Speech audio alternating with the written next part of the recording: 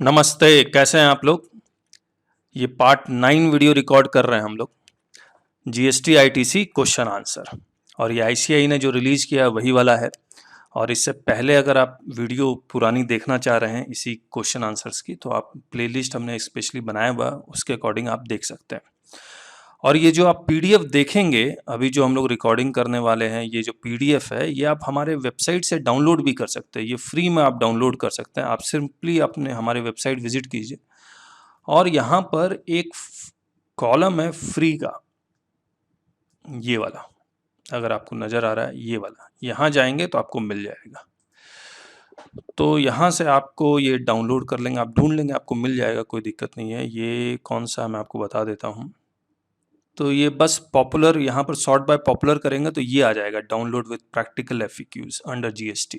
तो यहाँ से डाउनलोड कर लेंगे। एक बात और बता देता हूँ, हम लोग एक लाइव क्लासेस शुरू कर रहे हैं 1 जुलाई 2021 से, ये वाली क्लासेस, और बहुत लोगों ने ज्वाइन कर लिया है और ये वाकई में बहुत अच्छी क्लासेस होंगी। और जब भी आप ज्वाइन करें, ये जो क्लासेस है बुक के साथ ज्वाइन करें, वो ज़्यादा अच्छा रहेगा। सिर्फ 350 रुपीज़ एक्स्ट्रा है और ये 100 आवर्स की क्लासेस है, बहुत डिटेल्ड है। आपको यहाँ पर लिंक के डिस्क्रिप्शन में आपको कौन कौन से चैप्टर्स हम लोग करने वाले हैं ये पूरी डिटेल है, और बहुत सारे लिंक दिए हुए हैं, यूट्यूब के लिंक खुल जाएंगे जहाँ पर आप हमारी ये डेमो क्लासेस देख भी सकते हैं। और इतना डिटेल है कि आपको दोबारा और कोई क्लासेस अटेंड करने की ज़रूरत नहीं पड़ेगी, ये सफिशियंट है। तो ये फीस जो है ये अभी 1000 रुपीज़ का डिस्काउंट भी चल रहा है, तो इसको जरूर से आप ज्वाइन कीजिए। अगर आप क्लासेस मिस करते हैं तो आपको रिकॉर्डिंग मिलती है जो 1 ईयर के लिए वैलिड होगी, एनक्रिप्टेड वीडियोस होंगी। तो आप अगर रिकॉर्डिंग मिक्स भी कर जाते हैं, क्लासेस मिस भी कर जाते हैं, तो आप उसको देख सकते हैं। और बहुत ज़्यादा डिटेल होगी, इन डेप्थ होगी, और हम लोग लॉ पढ़ पढ़ के आपके साथ डिस्कस करेंगे सारा लॉ, उसके नोटिफिकेशन, सर्कुलर्स और प्रेस रिलीज, फॉर्म्स, उसके इंस्ट्रक्शन। तो इतना डिटेल्ड है, तो बहुत डिटेल्ड है, तो आप जरूर से अटेंड कीजिए इसको। अब आते हैं हम लोग ये question number 2 to 6। In the case of construction contract, if the service recipient is in Gujarat and service provider is in Maharashtra, तो हमने यहाँ लिखा है सर्विस प्रोवाइडर महाराष्ट्र में है और सर्विस रिसीवर जो है वो गुजरात में है। Providing his services for his construction site in Maharashtra, तो ये जो एक्चुअली में जो कंस्ट्रक्शन हो रहा है वो महाराष्ट्र में हो रहा है। The service provider will raise CGST and SGST invoice. Obviously he will raise CGST and SGST क्योंकि इमोल प्रॉपर्टी से है, तो इमोल प्रॉपर्टी का जो प्लेस ऑफ सप्लाई होगा वो जहां पर इमोल प्रॉपर्टी लोकेटेड है वही होगा, which means that service recipient can not claim ITC of such services. Explain. अब सबसे पहली बात, इसको ये तो बड़ा सिंपल सा है, हाँ आंसर विल बी नो, लेकिन और इन डेप्थ सोचना होगा इसके लिए। मतलब वो कैसे सोचना मैं ये बता देता हूँ। सबसे पहले ये जो गुजरात का बंदा है, क्या वो कंस्ट्रक्शन सर्विसेज अगर महाराष्ट्र के बंदे से महाराष्ट्र में ही ले रहा है, इसका मतलब ये जो गुजरात का बंदा उसका महाराष्ट्र में लैंड है, और महाराष्ट्र में लैंड है तो वो अपने लिए मान लीजिए घर बनवा रहा है, रेजिडेंशियल कॉम्प्लेक्स बनवा रहा है, या अपने लिए कमर्शियल प्रॉपर्टी बनवा रहा है जो अपने खुद यूज करेगा, तो ऐसे भी सेक्शन 17 सबसेक्शन 5 में वो आईटीसी ब्लॉक्ड है।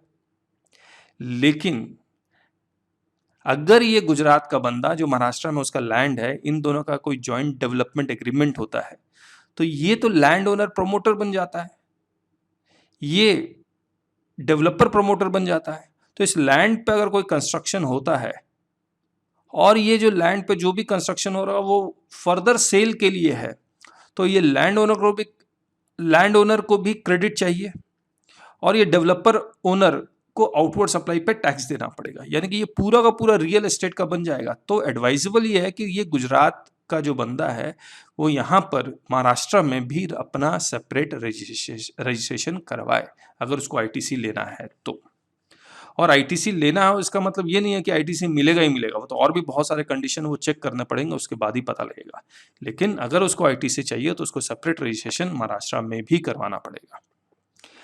अब 2 to 7 में आते हैं, और ये रियल एस्टेट का पूरा ट्रांजैक्शन हम लोग कोशिश कर रहे हैं इसकी एक सेपरेट बुक बने प्रोफेशनल्स के लिए। तो स्टूडेंट्स के लिए तो नहीं, प्रोफेशनल्स के लिए एक बुक बने, तो हम लोग मुझे लगता है वो 1 महीने और लगेगा और हो जाएगा वो। 2 to 7 में आते हैं। In the case of rent a cab services, a person is opting for full GST at the rate of 12%. Can GST paid on purchase of new vehicle at the rate of 28% be claimed as ITC? यानी कि मैं गाड़ी खरीद के उसको cab की तरह चला रहा हूँ, टैक्सी की तरह चला रहा हूँ, तो क्या मुझे उसका ITC मिलेगा नहीं मिलेगा? तो अगेन हमें कि सेक्शन 17 सबसेक्शन 5 में ये देखना होगा कि ब्लॉक तो नहीं कर रहा है। तो उन्होंने लिखा है कि ब्लॉक नहीं हो रहा है, चाहे उसकी सीटिंग कैपेसिटी 4 हो 5 हो, उससे कोई फर्क नहीं पड़ता, बिकॉज एक्सेप्शन में ट्रांसपोर्टेशन ऑफ पैसेंजर्स के लिए, तो ऑब्वियसली ब्लॉक नहीं कर रहा। लेकिन इतना ही पढ़ना जो सही नहीं है। और एक क्लॉज है सेक्शन 9 सबसेक्शन 4 में, अगर मैं टैक्सी ऊबर में चला रहा हूँ, ओला में चला रहा हूँ, तब तो 100% एग्रीगेटर के रूप में हो गया, तो 100% tax will be paid by e commerce operator, तो मुझे आईटीसी फिर नहीं मिलेगा।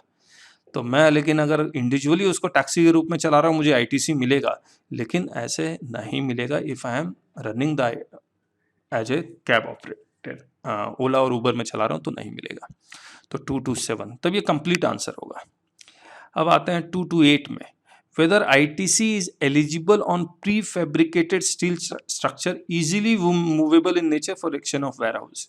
अब देखिए इमूवेबल प्रॉपर्टी क्या होता है वो डिफाइंड नहीं है। जनरल क्लॉजेस एक्ट देखेंगे, जनरल क्लॉजेस एक्ट में लिखा हुआ है कि immovable property which is attach to earth और अटैच टू ग्राउंड, और जब ये अटैच टू अर्थ और अटैच टू ग्राउंड में फिर एक दूसरा और एक कंडीशन देखेंगे, इंटेंशन क्या है। अगर इंटेंशन है कि इसको कभी मूव ही नहीं करना है तो इमूवेबल हो जाएगा। और बहुत सारी एडवांस रूलिंग आ गई प्री फैब्रिकेटेड स्टील स्ट्रक्चर पे, जो एडवांस रूलिंग में बोला गया है, they have held that it will be treated as immovable property and hence ITC is blocked under section 17(5)(c) and 17(5)(d)। तो ये लिखा हुआ है, आप पढ़ लीजिएगा इसको। इसके बाद अब मैं पढ़ देता हूँ, 17 सबसेक्शन 5(c) में लिखा हुआ है कि अगर मैंने किसी को ठेके पे देके वो वर्क्स कॉन्ट्रैक्ट करवाया, मतलब ठेके पे देके काम करवाया है, प्री फैब्रिकेटेड स्ट्रक्चर करवाया है, तो मुझे उसका आईटीसी में नहीं मिलेगा। लेकिन अगर मैंने उसको सामान खरीद के खुद के लेबर उबर से करवाया है तो भी आईटीसी नहीं मिलेगा। तो यहाँ पर ओन अकाउंट है, यहाँ पर वर्क्स कॉन्ट्रैक्ट है, दोनों को में डिफरेंस सिर्फ इतना ही सा है, this is on his own account, यहाँ पर लिखा हो ना ओन अकाउंट, और यहाँ पर ठेके पे दिया हुआ वर्क्स कॉन्ट्रैक्ट। तो मैं अगर इसको अंडरलाइन कर देता हूँ ताकि ये अंडरलाइन हो गया, और ये वर्क्स कॉन्ट्रैक्ट को अंडरलाइन कर देता हूँ ताकि याद रहेगा आपको। तो warehouse constructed using prefabricated structure is immovable property and ITC of inputs used in such construction is not admissible। लेकिन अगर आप कोड को समझा पाए कि ये prefabricated structure मूवेबल है, इंटेंशन नहीं है कि इसको यहीं पर है, मान लीजिए कंस्ट्रक्शन साइट में आप बना रहे हैं, फिर उसको मूव करेंगे, नट बोल्ट से है, तो आप क्लेम कर सकते हैं। तो it will again all depend upon facts and circumstances of the case. Question 229, Mr. X has started a business of a gaming center and provides the following services। और ये कौन कौन से सर्विसेज, 3 आउटवर्ड सप्लाई है, sport facility like cricket, golf, not computer games, तो इसके ऊपर normal tax लगेगा 18%। रेस्टोरेंट पे 5% विदाउट आईटीसी, और ये 5% विदाउट आईटीसी ये 15 नवंबर 2017 से आया, ये नोटिफिकेशन के द्वारा आया। तो यहाँ पर 5% विदाउट आईटीसी है, और ये बार है, alcoholic liquor for human consumption है, तो इस पर तो जीएसटी लगता ही नहीं है। लेकिन ये 3 फैसिलिटी को चलाने के लिए वो जो इनवर्ट सप्लाई ले रहा है, वो इंटरनेट की ले रहा है, एडवर्टीजमेंट करता है, ऑडिट करवाता है, लीगल फीस और अदर कॉमन सर्विसेज, यानी कि ये तीनों, ये सारे इनवर्ट सप्लाई ये तीनों सर्विसेज के लिए यूज हो रहा है। कुछ इनवर्ट सप्लाई सिर्फ बार के लिए यूज हो रहे होंगे, कुछ इनवर्ट सप्लाई सिर्फ रेस्टोरेंट के लिए हो रहे होंगे, कुछ इनवर्ट सप्लाई सिर्फ स्पोर्ट फैसिलिटी के लिए। तो अगर एक्सक्लूसिवली बार के लिए है तो ब्लॉक हो ही गया, क्योंकि आउटवर्ड सप्लाई पे टैक्स खत्म, इनपुट टैक्स खत्म, तो output tax zero, input tax भी जीरो हो जाएगा, आउटपुट टैक्स खत्म, इनपुट टैक्स खत्म। रेस्टोरेंट के लिए एक्सक्लूसिव रहा तो खत्म हो गया। लेकिन जो कॉमन फैसिलिटी है उसको तो आपको रूल 42, 43 के अकॉर्डिंग अपॉर्शनमेंट करना पड़ेगा, और ये जो रेस्टोरेंट और बार वाला इनएलिजिबल हो जाएगा। तो ये सारा जो आंसर इसमें जो लिखा हुआ है वो इसी के अकॉर्डिंग लिखा हुआ है। सबसे पहले पैराग्राफ में लिख दिया कि भैया फूड सर्विसेज पे 5% नो आईटीसी, फिर आगे जो वो लिख देते हैं कि वो सेक्शन 17 सबसेक्शन 2 और 18 सबसेक्शन 4 क्यों लिखा है भगवान मालिक है, और इन्होंने रूल 42 और 43 सब कोट कर दिया कि उसके अकॉर्डिंग आपको आईटीसी अपॉर्चमेंट करना पड़ेगा, और बार और रेस्टोरेंट का इनएलिजिबल हो जाएगा, स्पोर्ट फैसिलिटी का एलिजिबल हो जाएगा। तो इस वीडियो में यहीं तक। नेक्स्ट वीडियो में हम लोग जो पार्ट 10 होगा वो क्वेश्चन 230 से करेंगे। So thank you so much. मैं दोबारा बता देता हूँ आपको, ये वाली क्लासेस हर हालत में ज्वाइन कर लीजिए, क्योंकि इससे अच्छे क्लासेस आपको मिल ही नहीं सकती, ये गारंटी है। जब हम लॉ पढ़ के आपसे बात करेंगे तो उससे क्लैरिटी आएगी। पीपीटी की तरह नहीं है कि पीपीटी दिखलाया, मैं बोल रहा हूँ ये ऐसा होगा, तो आपको वो मानने की जरूरत नहीं है, जो मैं बोल रहा हूँ वो ऐसा ही होगा। जब हम लोग लॉ पढ़ेंगे तो आपको भी समझ में आएगा इसका मतलब क्या निकलता है, लॉ समझना आ जाएगा आपको। जब लॉ समझना आ जाएगा तब नोटिफिकेशन जब भी नया निकलेगा वो भी समझना आ जाएगा, और मैं याद करवा दूंगा, एमसीक्यू भी है इसके साथ। तो अगर कोई जीएसटी प्रैक्टिशनर का एग्जाम दे रहे हैं तो उसको एमसीक्यू आता है, तो वो एमसीक्यू हमारे खुद के बनाए हुए हैं, और करीब करीब 550 एमसीक्यू हमने चैप्टर वाइज बनाया हुआ था। हर चैप्टर के बाद हम लोग एमसीक्यू भी करेंगे। तो अगर कोई सीएमए के स्टूडेंट्स है तो वो तो ज्वाइन कर ही सकते हैं, उनको तो बहुत फ़ायदा होगा। और जो लॉयर्स हैं, अकाउंटेंट्स हैं, चार्टेड अकाउंटेंट्स हैं, कंपनी सेक्रेटरी, कॉस्ट अकाउंटेंट जो प्रैक्टिस कर रहे हैं और जीएसटी की प्रैक्टिस कर रहे हैं, उनको लिए तो बहुत अच्छी क्लासेस है, जरूर से ज्वाइन कीजिए। For CMA, CS advocate, GST consultant, GST customer practitioners, उन सब के लिए प्रैक्टिकल डिस्कस करेंगे। आप ये मत सोचिएगा सिर्फ थ्योरी, प्रैक्टिकल आपके इंडस्ट्री में आपको क्या हो रहा है। आप मुझसे कोई पर्सनल सवाल करना चाह रहे हैं, आपके पास कोई क्लाइंट आया है, उसका भी हम लोग जवाब देंगे। तो सब कुछ डिस्कस करेंगे, कुछ भी नहीं छोड़ेंगे। Thank you so much.